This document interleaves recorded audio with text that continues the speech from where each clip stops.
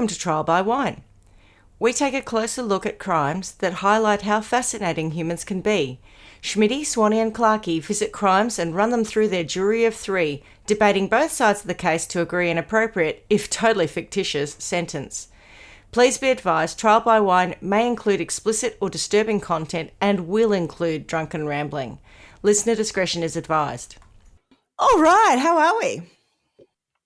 A little bit tipsy, I'm going to be honest. Me too. So we are now into our back to third we'll do episode, that. And I'm on my fourth mango chutney after a couple of porridge juices. So this is going to be interesting. Anyway, so yes, as we just said, we're on back to back, so we probably don't have any news. So I'll just introduce us. I'm Schmidty. I'm Swanee. And I'm Clarkey. And together we are... Trial by Wine. And I'm so excited this time because it's one of those rare occasions. What are you drinking, Swanee? Pina picante. Yeah, which is pineapple, habanero, and lime. And let's Is it put chili? With, yes. So it's spicy. So that's the mixer. So I bought, it's from a place called Mischief Brew. And I had this one which was so delicious, I don't know, a month ago or something. So I bought a whole heap of stock, like I bought all the different flavours to try, because everyone knows I sort of just drink really tequila or vodka if I'm not drinking champagne. So I haven't tried this one yet, but this is, as I said, pineapple, habanero, and lime, a hot and spicy collaboration. So we get a shot. Wow, do a taste test. It looks like wine. Oh. Looks like Savvy B. It looks. No, it's more yellow here. Oh. It's more. I can taste the lime. Not the habanero? I can't taste it. I don't think you're rating it. It's not offensive. It's just a bit. I don't know. I thought it would have a bit more pizzazz. I thought it would have a bit more. Does it? Does it? Yeah, it's not as. I was expecting, like spicy margarita, which is so hot. That's why I thought I'm going to love that. It's like a very mild, very, very mild. Swanee, on the can, just hold it up again. I just want to see if under Pina Picante it says it's not offensive. It's an inoffensive and not very hot shot. Yeah, and it won't strip the palate off you. It's so good. And there's one that's like, I've got one that's like a ginger, and there's one that's like myrtle. They all come in small cans. How cute are they? They're great. I've taken them often, you can buy them as a 4-pack. So I'll just take them to someone's house because they're always nice to have as a little gift, a little hostess gift. Oh, I like it. Shop once. You buy one. So it's called. Now I'm doing promo now that I'm having one. Oh, no. And the promo code is Trial by Wine. Mischief Brew. It's not offensive. TBW 20. The vodka might be a bit strong. Get 20% off with Trial by Wine. We're joking. We are not affiliated with whoever makes Pina Picante. It's a joke. And anyone who listens to us would know that because we haven't got any sponsors. And we don't do any advertising. Anyway. Are you for real, bro? I know. One day maybe, but not right now. Not after 2.5 years. This is a labour of love for us.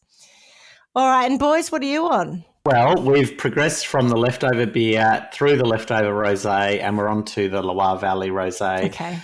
But we're also about halfway through it. So there was a lot of nastiness in the last episode. Shit's going to get real. Yeah.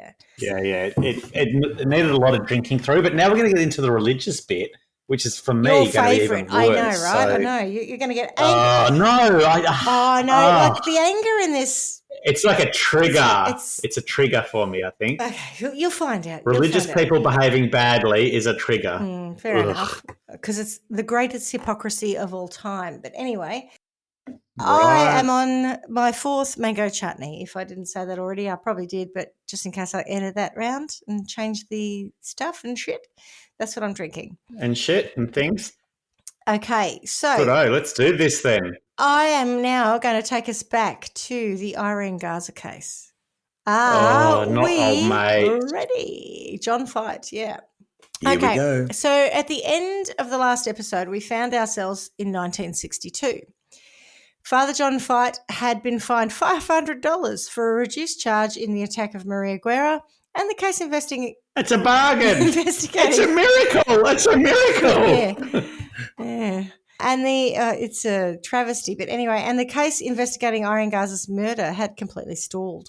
As we talked about in the last episode, there is a bit of a tendency for the Catholic Church to just, let's just not talk about these things and we'll just move ass hats around and pretend that there's nothing to see here. So Father Fight was sent to the Oblate's headquarters in San Antonio, where he seemed to be on a kind of house arrest with Father O'Brien, who had been Hang on a sec. Swanee's on mute. She's on mute, and she gave me a funny face about the word oblate. I thought you said ass hats. I did say that earlier. We'll move ass hats around. What is an ass hat? It's like an asshole. I thought you said the word arse hat. I did. That's what she said. I agree. Were they knitting what? Arse hat? What'd you say? Yeah, no, ass did- hats, as in She arse, didn't like stop assholes. saying that. Like an asshole. Like they. I was saying no, that these nasty people who exist What was within your- the church. What was the line you I used? said they were ass hats. Moved their arse hats Not around? that they. Oh, I don't know anything about No, that. they were Never heard acting it. like arse hats or Never something, heard it. wasn't it? No, that was before. arse Well, hats. Swanee, That's I 'cause think you were we're not muted as an American. intervention from God. I think he knew you were going to say something, and he's like, we'll cut her An off. ass hat is a Get that stupid out. or contemptible person. heard It's that a vulgar slang from You just think being it's an an arse North hat. America. Urban It's a Dictionary North definition. American expression. like- I Arse listen to hat. too many American podcasts. Oh, I That's don't all know it it. is. And I've heard it, and I think it's funny, You and that's why I do. introduced it. Where does us wipe come Well, from? They're worse than ass hats, though. Ass wipe is like a piece of toilet Yeah, paper and that you where's put the, shit uh, on. I mean, that's how low that Yeah. is. Yeah. Oh, I'm saying, where's the origin? Like who? North which America. nationality, which country, North or whatever America. likes to use that?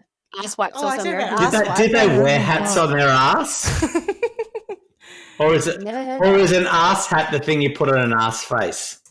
Maybe. Oh gosh. Oh, God. We've gone down a bit of a rabbit hole on Interesting. all the associations. All right. right. So, Moving right according along. to Merriam-Webster Dictionary, an ass wipe is a stupid, annoying, or detestable person, much the same as an ass hat. An ass hat can't be as bad as an ass wipe. No way. Ass wipe sounds worse, I agree. Yeah. If I had a choice, I'd rather be an ass hat.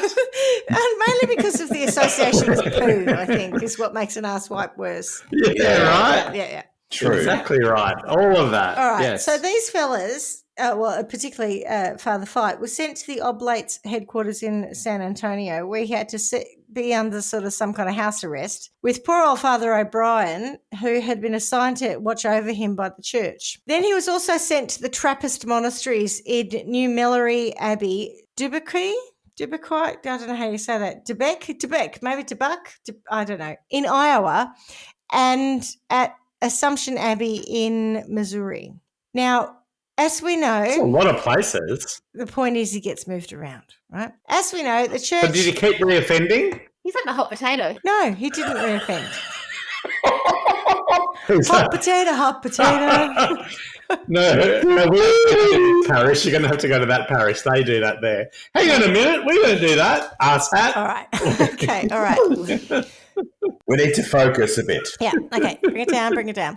So, as we know, the church had a tendency to move bad priests around and try to deal with miscreant behaviour behind closed doors. And if you were to ask a reputation crisis consultant now what they would have recommended the church do with people accused of rape, murder, child molestation and abuse, it probably would not be to close ranks, move them around, let them continue to abuse people, but on someone else's turf. I'd like to think Fall on your sword. it would be what I would say, which is let the secular legal system do its job, report the behaviour and any suspicion, and if the arsehole is found guilty, excommunicate them. Sadly, this did not happen, and the church is still paying for this today. And if you think, not you, Clarkie, that I'm being an anti-Catholic conspiracy theorist here, let me read a letter that was sent at the time regarding the church's position on fight. Let me introduce you to my friend Clarkie. This is a letter written by a priest to another priest in regards to this case. Last week, I had the opportunity of speaking with the sheriff about the case. His observations are not only keen and based upon much experience in such matters, but seem to be the course we should follow. I gave this same set of observations to Bishop Riker, and he too is impressed with the saneness and the practicality of the sheriff's conclusions. And FYI, I'm pretty sure the sheriff was a Catholic. After outlining to the sheriff the many facts I had received from Father Nash, the sheriff is of the opinion that the case is quite weak for the prosecution. He's also of the opinion that the prosecution must be made to see just how weak their case is, lest they go off half-cocked and set the wheels into motions that will bring this out in public print and give the opponents of the church a field day. He's also of the opinion that the case would be tried, he is also of the opinion that the case would be tried here and would not be judged on logic, but on the prejudices of the jury. There are also political implications to this that could make this a juicy scandal for the opposition to Kennedy. So JFK was a Catholic, and at the time he was running for presidency. Wow.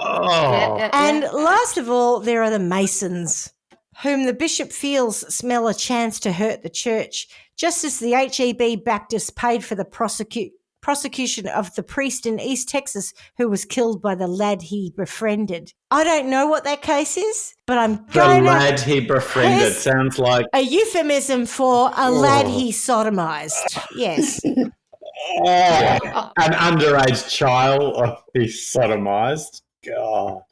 Even if he wasn't underage, I'm going to say if the guy killed him, there's a chance that something nefarious happened. What to do of all this? First, the sheriff said that we should follow the idea of not hiring a lawyer for the reasons given by Father Nash. Second, we should not put a detective on the case hired by us, since that would mean he would be snooping around, re-questioning witnesses and stirring up things again. However, he does feel that we should hire a person, something like a first-class private detective who would be able to sit down with Father Nash and Father, Pastor of McAllen, to get all the information on the case. And I'm thinking Pastor of McAllen might have been someone after Joseph O'Brien. Then let him write it up and present it on paper in such a way as to highlight the loopholes that are so numerous in this case. Once this is done, arrange a meeting with the police chief of McAllen, the prosecuting attorney, and the sheriff, plus 4 priests. At this meeting, the whole situation is brought out, and the prosecution will be able to see how strong the opposition is to their charges. They can also be brought to realise in a nice way that the church will not take this sitting down. The sheriff does not want more than the number mentioned, and he thinks that this will quiet things considerably, i.e., we're paying the sheriff off. Once this is done, then after 3 or 4 months, or even less if possible, have this young man transferred to another part of the country as a normal obedience. He feels that everyone knows that the priests are always being transferred around, especially the ones who are doing shit. So this would not be strange. They like to travel. It's a normal obedience. After some time in this new place, a year or two, then have him sent out to a foreign mission. Let's just send him off to Africa, okay? The reason for the first move is to get him out of the area of suspicion. If something happens, the officers of the area will always be suspicious of him, and so they should. The sheriff concludes that the longer time we have, the weaker the case gets, and so he suggested all this foregoing. He has much experience in such things, and I believe this is extremely wise. He's also a Catholic, and he also stands... Did I say that earlier? I did, yes. To lose materially by such a scandal here in such a non-Catholic area. I feel that he has rendered us an invaluable service. I submit these ideas after having consulted with Bishop Riker, who is also in agreement with this course. Note, not agreeance. Anyway, that's another argument. I was going to say, red flag. The bishop wishes to see you, Father, at your convenience. Let me know if I can do anything in the future to help this thing along. Your worries are ours, since we fight the same evil one who has concocted this thing in his ceaseless fight against the church, and to stop the good being done by your wonderful congregation. My prayers and my mass intentions are with you, Father. The devil has created a story against the church in the body of John Fight. Got it. Right. He did it, and we're covering it up. Now we're talking sense. Yeah, now we're talking sense. Clearly, this is all beat up to make the church look bad. Dolly did it. Yeah. I'm sure our priests will pray hard for special intention mentioned as such to them from Father J. Oh. Paulicki. Yeah. Anyway, so John was sent to a monastery, which I think was quite medieval of them, really. It was there. Not medieval enough for my liking. Medieval.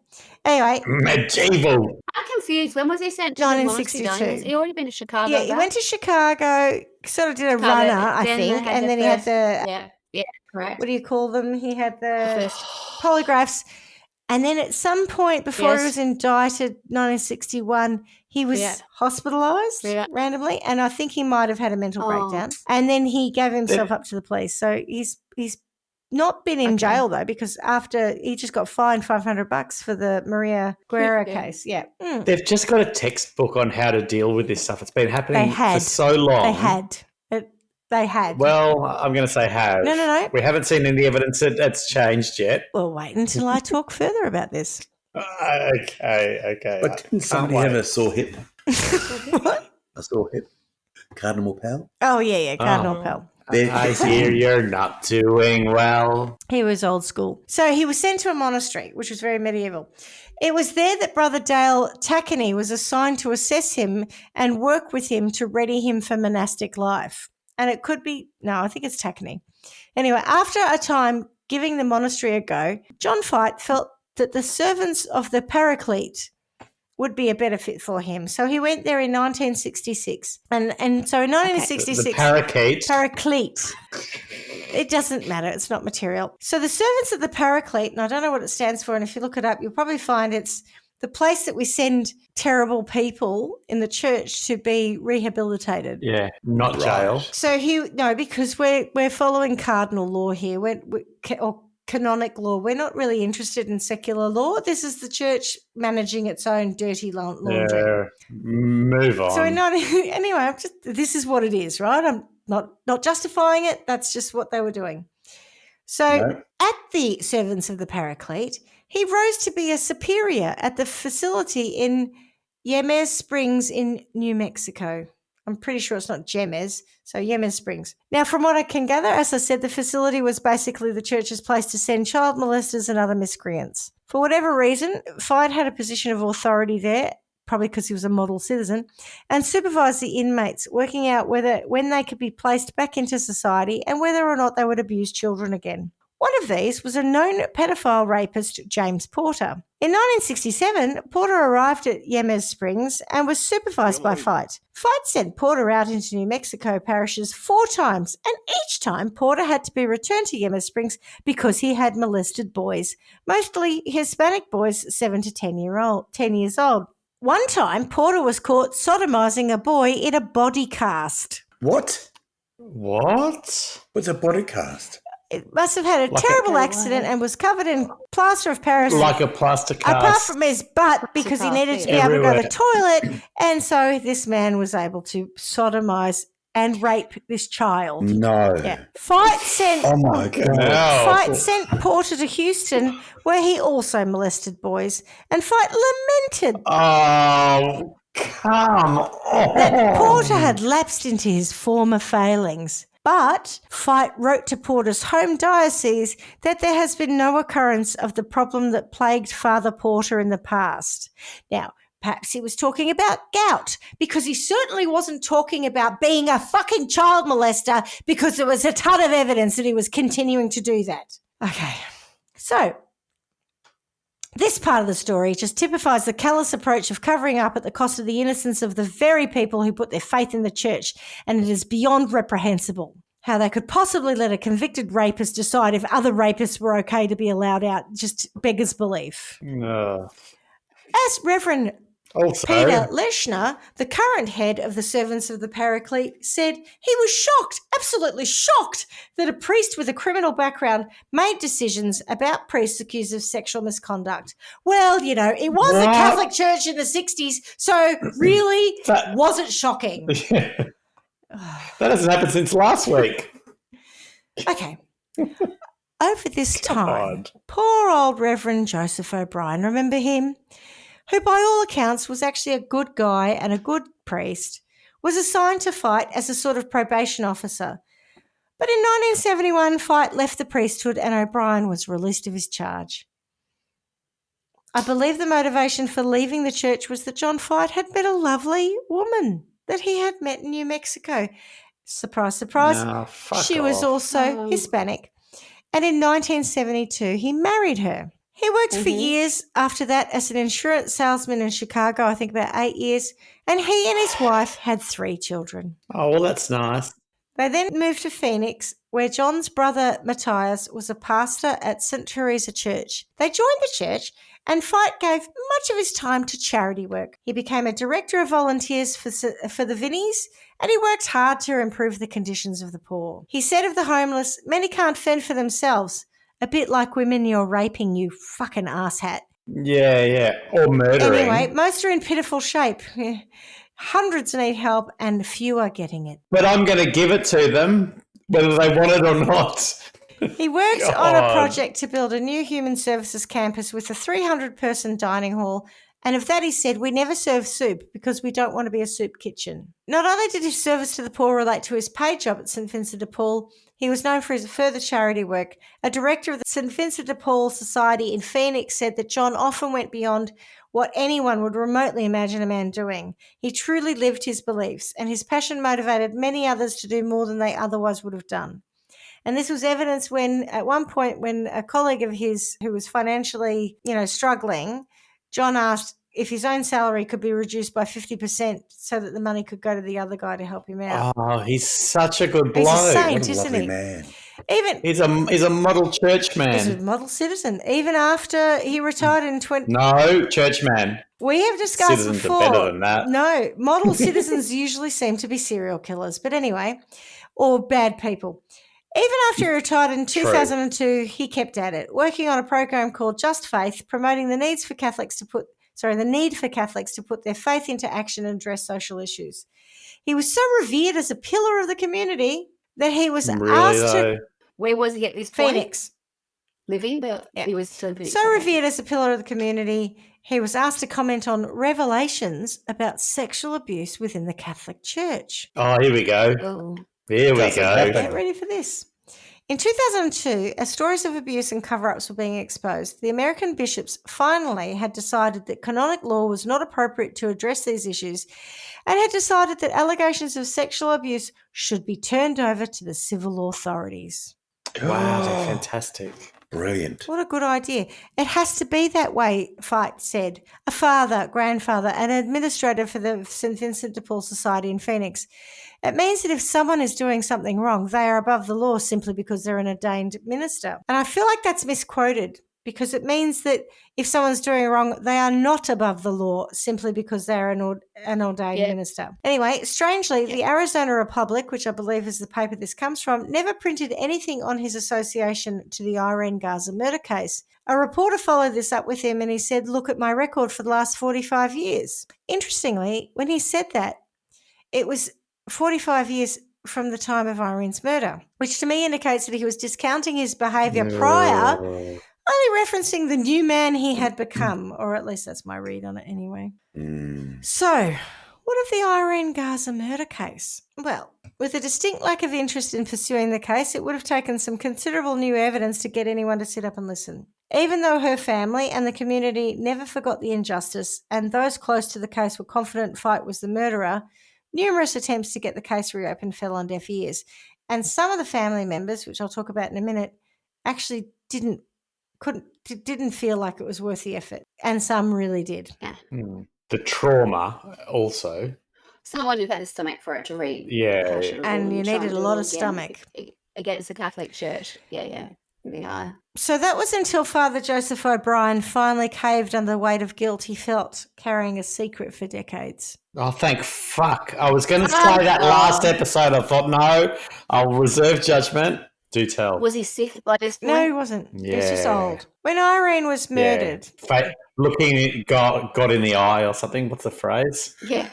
Yeah. Well, you're getting closer to. If you are going to heaven, you probably want to get that off your chest now. So, because God forbid you'd be a nice bloke before all of that. I think with the case of the two priests I'm about to talk about, you have to consider the pressure of the institution that they were within. They are victims of that institution as much as anyone else. They really are. Right, so when Irene was murdered, Father Joseph O'Brien, who was giving confession the same night that happened, was of the opinion that John Fight was the culprit.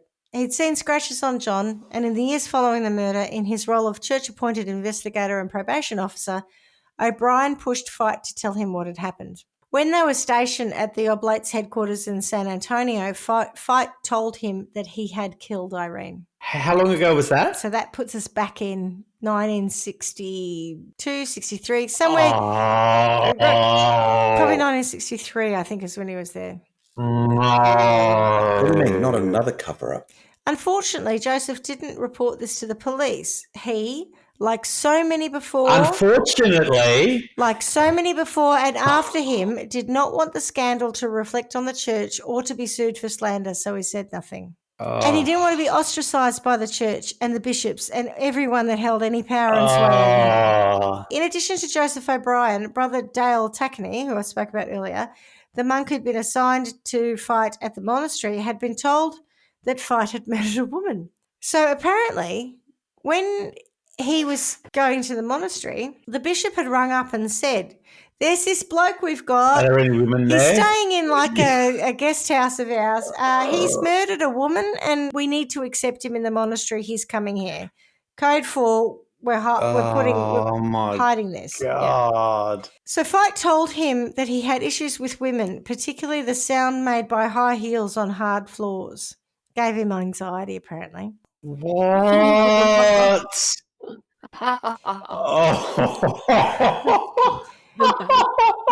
That's brilliant. High heels on hard. Yeah, it's so traumatic. No one should have to go through that. He's a sad human. He confessed to Dale that he'd killed a woman, and though he showed absolutely no remorse for it, he said that he had a sexual compulsion to attack women from behind, especially when he knelt behind them in church. A sexual compulsion to attack women from behind. Mm-hmm. What? Like that's not sex. That's predatory. Like that's what a lion would do. Power and control. It's not sex. Don't use that word, mate. So I'm guessing that the point is that he got a sexual thrill at the idea. That's why it was a sexual compulsion. Anyway, Dale recalls asking him, why wasn't he in jail? And Fight said, well, the church is behind him. Yeah. We love this shit. Not that they thought it was a great idea to kill women, but they didn't want the bloody scandal. According to Dale, Fight told him that he had taken this woman to a rectory to hear her confession. There he subdued her, and I think we can safely assume belted her over the head with a candlestick, removed some of her clothes and fondled her breasts. He then put her in the rectory basement and went back to hearing confessions. After confession, he took her to his apartment. What I've read then says, and this is a bit weird, on Easter Sunday he put her in a bag in the bathtub, and as he left he heard her say, "I can't breathe." Now, I don't really understand when they said he put her in a bag. I'm going to assume that he put a plastic bag over her head, but it's not incredibly clear. But she's still alive. Yes. When he got back, however, she was dead. Remember she had blunt force trauma. They thought she'd been raped whilst unconscious, and she died of suffocation. Yeah. So let's assume that what happened was he had a sexual compulsion to attack her. He belted her over the head. He raped her unconscious form. He took her to an apartment. At some point she came to. He perhaps had tied her up. She obviously couldn't get away, otherwise she might have. He put her in a bathtub, don't ask me why, and he put something over her face which suffocated her. And I'm being unclear about what might have happened there for good reason. I'll get to it later. Yeah. When he got back, she'd died. Don't. So then he put her in a car, patted her on the breasts, and told her everything will be okay. Now, at the time he told Dale this. What? Pat her on the breast? Like, pat her on the chest. He's a fucking fuck. He's an asshat, right? Anyway, at the time he told Dale this, he never mentioned her name or the details as to when or where this happened, just that he'd killed this woman in a church at Easter. And so Dale had incorrectly assumed that it had happened at some sort of year and in Arizona. Like he just sort of drew his own conclusions as to when it happened. Yeah. Now, in the monastery, there aren't any women kneeling in front of you. So Dale, who also didn't report any of this to any fucking police services, figured that John, and more importantly, any women, were safe. But John didn't love being a monk, so Dale then had to prepare him to go out in the world. Apparently, Dale had a smattering of psychology training and so utilised this to treat John. I assume they did a lot of armchair therapy, and eventually Dale sent him off for some test runs. Go to a church, see if you feel the need to kill any women who are kneeling in front of you. And it's quite fortunate. Good strategy. It seemed to work because John came back and said, yay, I'm cured. I didn't have any need to or feeling that I wanted to smash any women over the head and rape their unconscious bodies and then suffocate them. And as no women went missing or turned up dead, it appeared to be true. So Dale signs him off. John leaves the Trappists and is sent off to Yemers Springs to go on to let child abusers run amok. Dale himself left the order in 1967 and went on to be an accountant. Okay, so finally, in 2002, 42 years after Irene has been murdered, the weight of the secret that he had harboured was too great.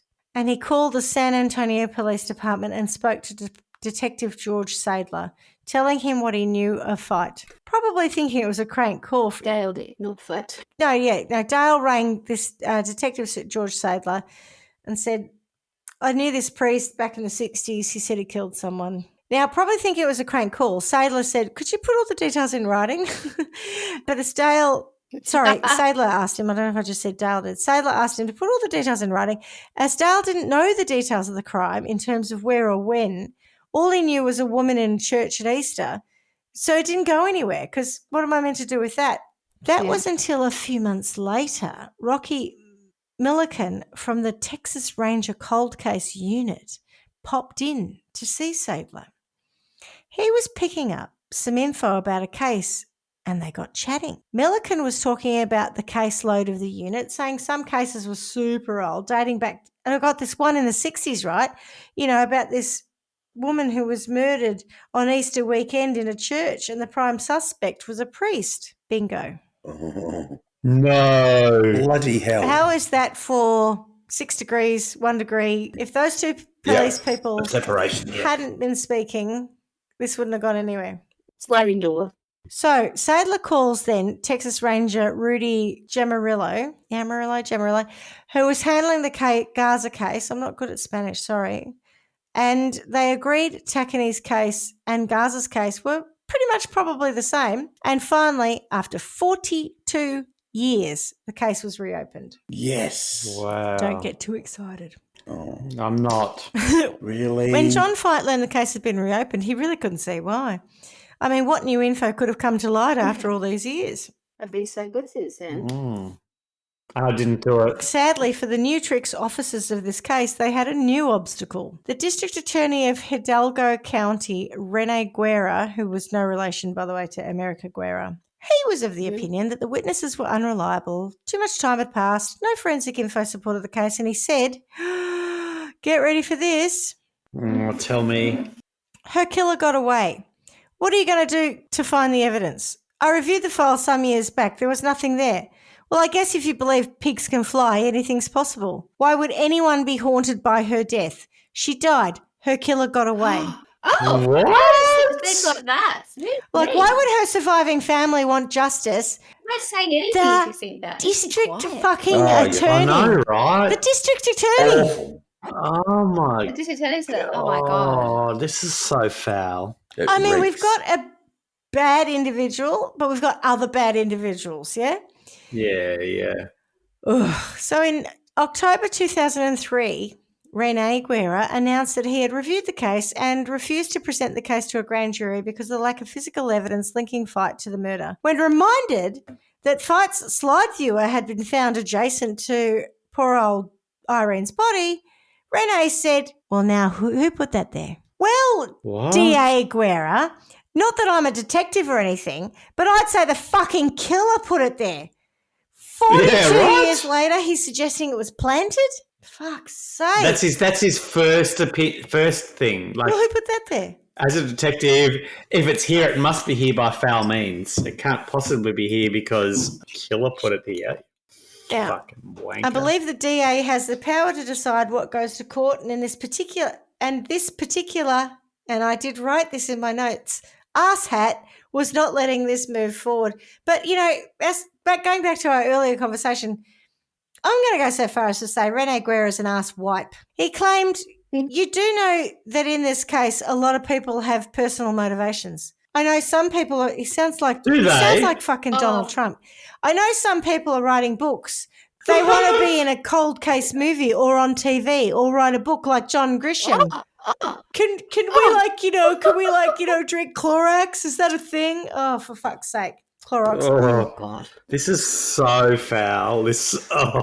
Or, in the case of perhaps Rene Guerra, they're personally motivated to avoid a scandal in the church. Guerra's family apparently were a very prominent and powerful Catholic family in the area. He wanted further evidence, DNA, a confession from the killer, or someone who saw the killer murder her before he would take the case to the grand jury. And frankly, mate, if they had that, they would have done it back in fucking 1960, right? Now, in some ways, as much as I'm angry with him, I do get where he's coming from. Do you? Well, if you look at the evidence, the case is pretty much circumstantial in terms of that. A lot of scuttlebutt and hearsay, which would be questionable in terms of whether it could be admitted. However, and here's the interesting thing that I finally, in all my rabbit holing, discovered. According to a court document, and this is not in any of the articles, nothing, I didn't see this anywhere, but according to a court document I found, there is evidence that the terms of the plea deal around the Maria America Guerra case stipulated that if Fight would plead guilty to the lesser charge, the DA at the time would not pursue him for the murder of Irene Garza. So he had immunity, effectively. And if that were in writing, which I assume it was, then DA Guerra, no relation to Maria again, would have demurred to prosecute, knowing the plea deal meant they could not charge Fight. And why would they have struck this big deal back in 1960? And think about it, at the time they had, again, circumstantial evidence. Scratches on his hands, the owner of the slide, and he was the owner of the slide projector. Whilst his earlier attack may have indicated his predilection for attacking women, they didn't really have strong evidence against him. Around Irene, no one saw him with her. So there's lots of suspicion, chances are, but evidence-wise, right? And also, because her body was in the canal for several days, there was no, even nowadays, no DNA scraping, nothing. So they had no forensics to link him, apart from the slide projector thing, right? But even that, you could say, well, I left it there and someone took it. It's doesn't mean I did it. In my mind, I could imagine how frustrating it would have been to be the DA of the time, knowing that he was pretty much the culprit, not being able to get the case over the line and going, well, let's get him convicted on attempted rape. But when they put him through the attempted rape process, because that's what they wanted to get him on, right? The bloody case falls apart, it gets a mistrial. So knowing that they've already sort of proved that there's an issue with whether or not the jury will accept that he's a rapist, probably because it's a priest. They go, fuck, well, what do we do? They get him on lesser charge, and they probably hoped that he would do time. Instead, he gets a stupid fine. And also, you got to consider the whole thing that priests are infallible at the time. Like a priest wouldn't have done this. So you can see why the jury would have been like, oh, I'm not really sure. I mean, man of the church can't have done that. Our mate Rene is basically running around saying there's absolutely no way I'm taking this to court. This is never going to happen. It's all bullshit. But the Garza family put a ton of pressure on him. They had a vigil, they had lots of press on it. This is in 2003, I think. They have not given up. They continue to fight for justice for Irene. So anyway, they put so much pressure on our mate Rene Guerra that he did send the case to the grand jury in March 2004, but he did an exceptionally piss poor job of it. No way. Who would have thought? He only called one witness, and that was a woman who'd been a witness for the defence back in 1961. Any other witness testimony was on tape recording, so you can't question it, right? You just get what you get. Eventually, in week 11 of the case, he called some police in to testify, but as he had done what appears to be the best job he could possibly do in pretending he was seeking an indictment but not actually seeking an indictment, unsurprisingly, the grand jury decided not to indict. Case closed again. Are you kidding? For God's sake. At this point, the media have the story, right? And this is the modern media. We're in 2004 now, and we're not in a world where people aren't paying attention. So they asked to see the investigation documentation. So old Rennie threatens to prosecute the police chief if anything gets out, because apparently, and again, let's remember this is the district attorney saying this, there are some things that have to be kept secret that just cannot be put into print. What the actual fuck? What? Well, sucks to be you, Renee, because these things did get out and were printed, and suddenly there are questions about why D.A. Guerra seemed to work so hard to kill this case. He just said that the two old priests were senile and that Dale probably had an axe to grind with the church. Oh, and also that because he was writing a book, he was totally driven by making money off it. So he just gave a bullshit story as to why he really didn't want this to go anywhere. And he also accused the Texas Rangers of feeding Dale with information for testimony and that Dale was talking shit. So after the case was closed again, Dale Tackney went to Texas and he met with the Garza family and he apologized for his part in the cover-up. When John Fight was asked why the two old fella priests had accused him, he said of Dale that he was demented, and of O'Brien, who died in 2004, de mortuis nisi sed bonum, which means say nothing bad about the dead. Not everyone wanted the case to be pursued.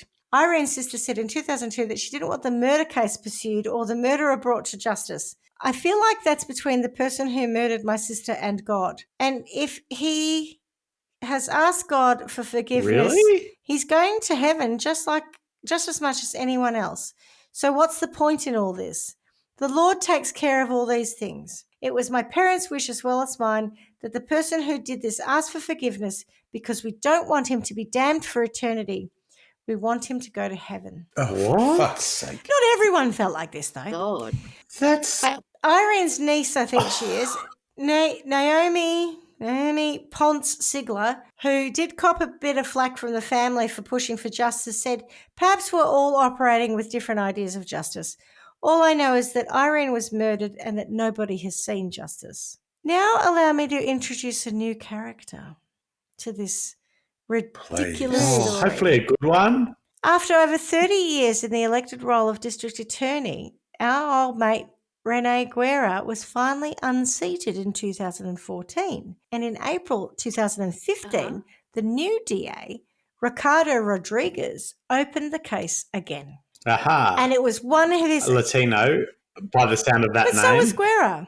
Okay, yeah. Ricky yeah. Ricardo Rodriguez opens it all up again.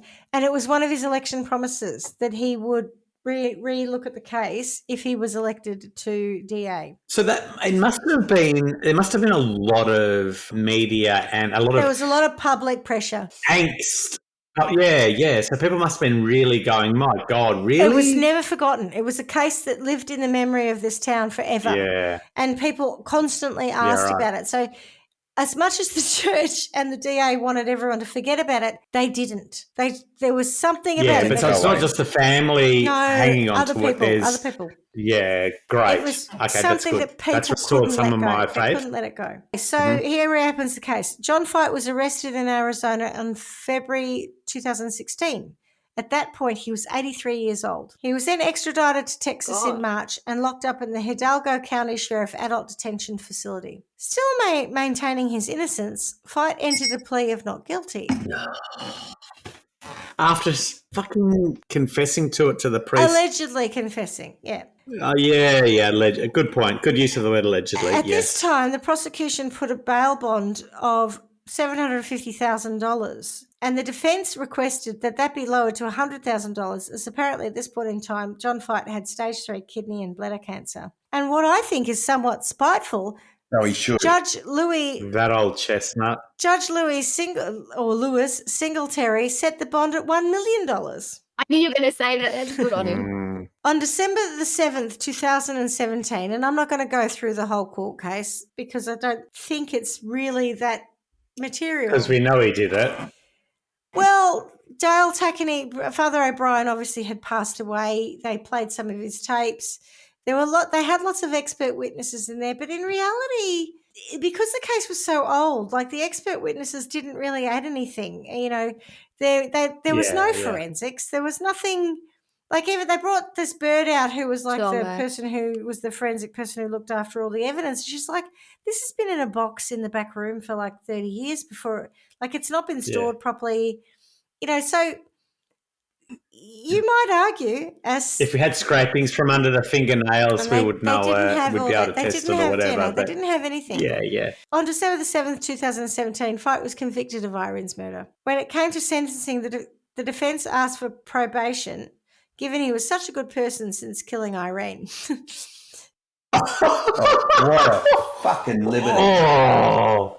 The prosecution asked for a year for every year Irene was robbed of, so 57 years. Good call. The jury, however, awarded him a life sentence, which, whilst it sounds bad, ended up being 3 years, as John Fight died on February the 12th, 2020 of natural causes in prison. Irene's family finally had justice for her murder, but John Fight was not the only criminal, moral or otherwise, in this case. And what are your thoughts? Bloody hell. Aren't we all glad he went to hell? Well, God's punishment is worse than anything you can get in a court or anything a court can dole out. Apparently. Well, I mean, he only did 3 years, so hopefully God's punishment is better than that. What a life. You've got the most gorgeous daughter who's Horrendous it was for the family. good person, teacher. It's not like it finished there in the 60s. It's just gone on. Her parents and had on, passed their away whole life. before we get to this end point. Yeah, I think her auntie was still alive. Yeah. It's like there are. So they never knew. I know, and but like the sister says, my parents were like, just let it go, let it be between him and God, and maybe that was just a way of trying to move on, to say dealing with it. I think that I get actually. I can be eaten by this, or I can say, my faith sustains me. I think that's a huge testament to their character to be able to, It is. try and do that, because otherwise they become bitter and whatever. I just think because of their belief system, that's not wrong. No. Right? That is the ultimate. God judges us. So it would. That's the thing that judge not, yes, G, be judged. It's so foul. The whole thing. This is arrogance. This is all the things I hate about religion in a nice little package. Like it's people doing wrong upon people doing wrong upon people doing wrong, whilst preaching to everybody else, you should do right, otherwise blah, blah, blah. And so, Swanee, what you were saying about the family, yes, they believe that because they've been indoctrinated they've been groomed by this institution that says this is how we deal with this. Yeah. But they don't at all. Like, they sit there at a higher level and it's like a freaking chessboard. They move their pieces around and they hide it all, and they, it's so rotten to the core, the whole thing. And when you said before, I hope he's gone to hell. I have a joke with a lot of my friends where I go, I hope I end up in hell because I don't want to be with those people. And if they think that's paradise, you go and live your life together, and I can't wait to see what that shit show turns out to be. But for me, old mate, the father who said he confessed, I can't imagine what it would take for me to keep that secret for somebody who is not near, not dear. Like, I imagine at some point there may be a time where I would go, given everything, if you did this, I would keep confidence. Now, I don't know what that point would be, but I imagine that exists for people at different levels. But a bloke murdering someone or abducting someone in the church, raping her, murdering her, and somebody, a work colleague effectively going, you know what, I reckon I'll just say nothing about that because I don't know why. I don't want to make my workplace look bad. Come on. Where's the outrage with this shit? It is the worst. We sit there every Sunday and say to people, don't be bad or you'll go to hell, and we hold these secrets. Like, you're fucking rotten to the core. I hate it. Enough. That's my rant. Sorry. Next. Schmidty, Swanee. Well, I've had a bit of time because, as I said, I went down the rabbit hole and I knew you'd have that reaction, so, that was standard. Of course you did. Yeah. And look, I understand the anger about hypocrisy. I don't think I can being a good Catholic, I'm not going to judge O'Brien and Tackney in that I think that they were victims of that institution as much as other people. And they have been, I can't imagine the level of bullying and control that goes on in the Catholic Church, or did at that time, to make these people prefer to say nothing. They're not the first people in history who've said nothing about terrible things, and they won't be the last. No, but they don't preach the righteousness at the same time as doing that. That's what shits me. Like if you're a member of a witch coven or a member of the mafia, and you're doing bad things and you're covering up those, to me, that's almost more honourable than telling everyone else if you do bad things, you'll be judged by a higher power whilst doing bad things or covering up bad things. Like it's just gross. But I did wonder, the more I thought about this, so there are a couple of things. Obviously, I'm not a fan of Rene Guerra, who today says, I don't regret anything I did there. I was perfectly within my rights.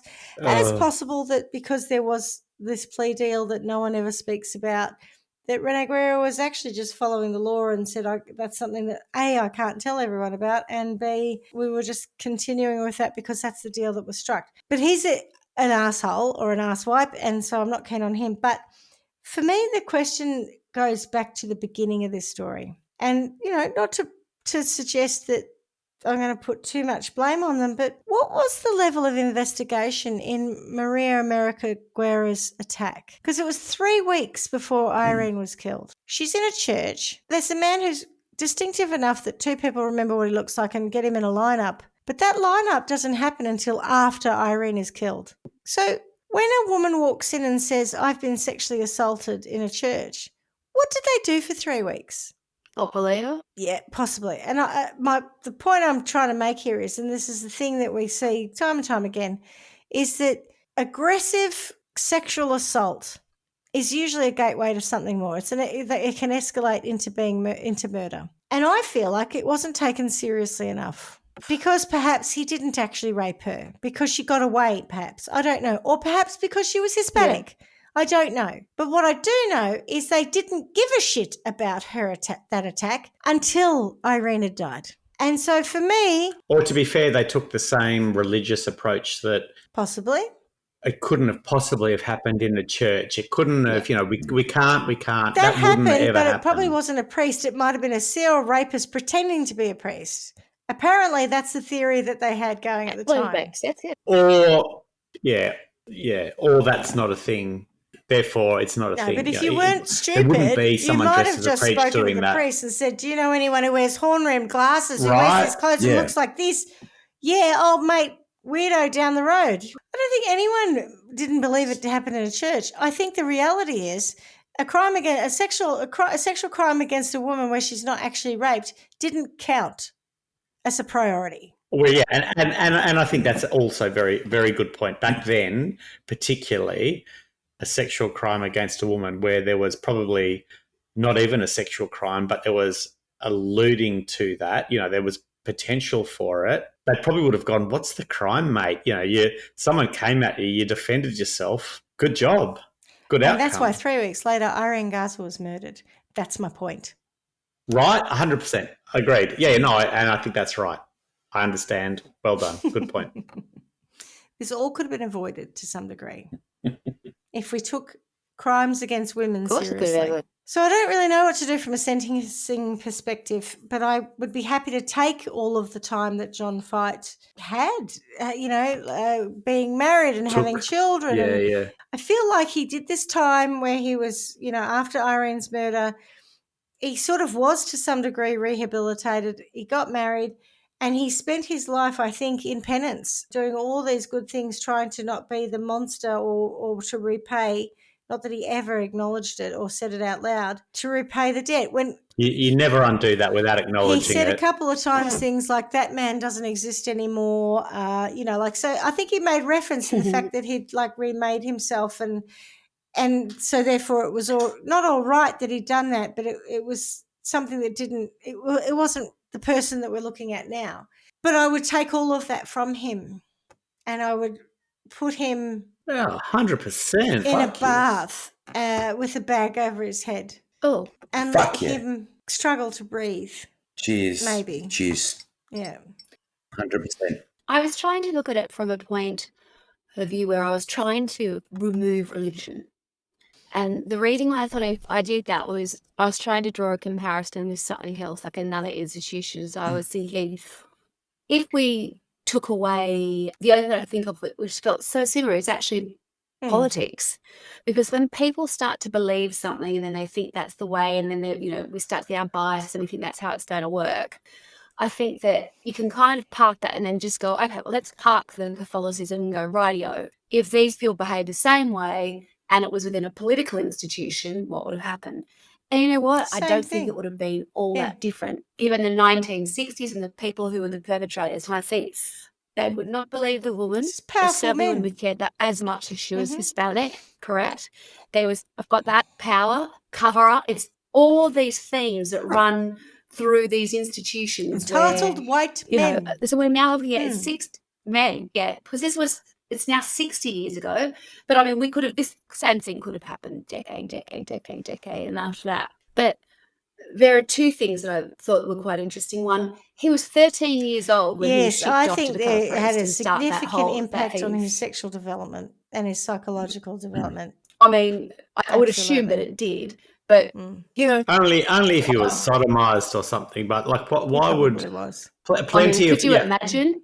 But let's acknowledge that if that's what we're saying happened, let's never call that talked out about it. because plenty of people.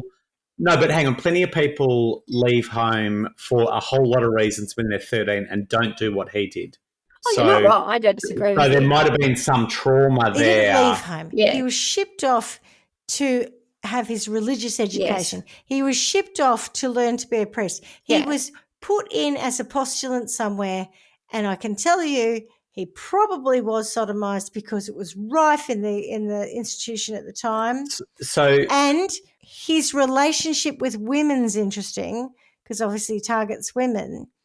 And I do wonder whether or not his mother liked to wear high heels, like that high heel thing. I swear, like we'll never know because he's passed now. But I swear there's a psychological connection to whatever trauma in his formative sexual years, his mother giving him away, all that stuff. But so what the reason I stuck with people leave home at 13 is because exactly that, right? They might be foster children. There's a whole lot of reasons people are no longer in their normal home, but they don't turn out like that. And so, yes, he may have been shipped off, yes, whatever, but so many people are in a similar situation and don't do what he did. So something has happened. If we want to go down that path, something has happened to... And I feel push him, but let's call that out then. Well, there's no fact in that, right? Because no one ever talks about it. But I suspect that happened. I agree. And I think the time that he had post her murder of this sort of armchair therapy probably did help him an awful lot.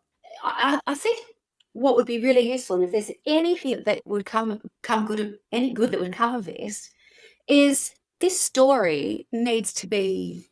it's really a failure in the sense that this idea that people in certain professions or certain positions are untouchable or they couldn't possibly have done that, we've learnt now that's not true. Nobody is infallible, above the law or not.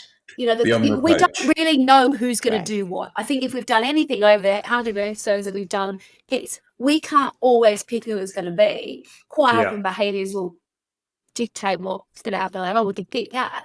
But beyond that, this story should get so much. It's like we taught in primary schools and stuff, where it's like Gareth and Kai, who was in a position of trust, authority and power and godliness and trust, all those things.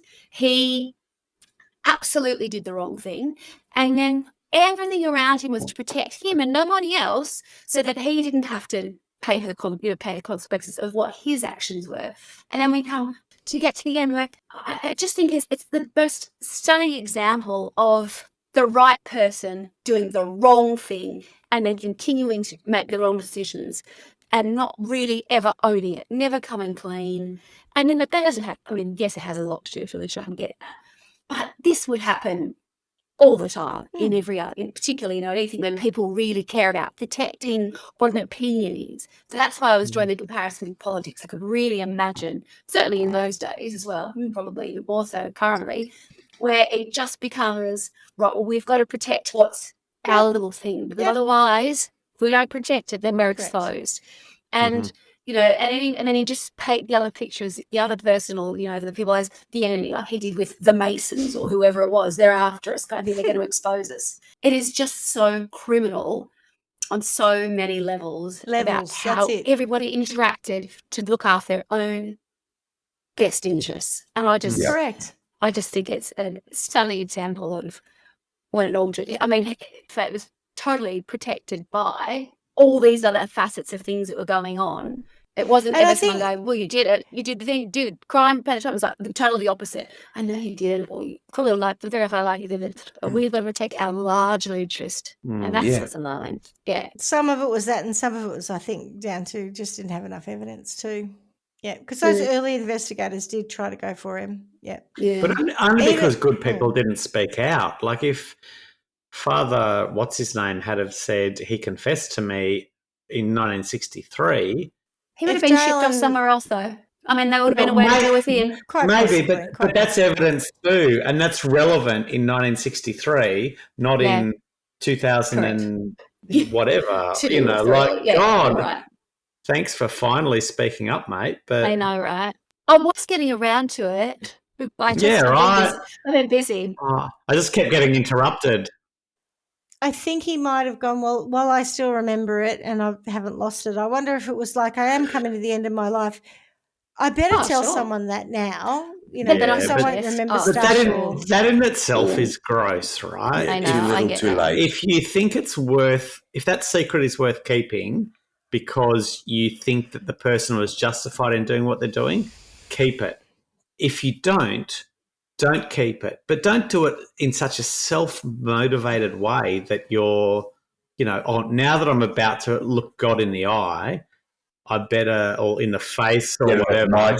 That's our assumption. That's my assumption. That's my assumption. The way he spoke, it was more, I can't live with this anymore. But that's and the I don't know why 2002 I'm was not going to live for much longer anyway. I can live with it too much longer. So it's sorting out. In fairness, he did.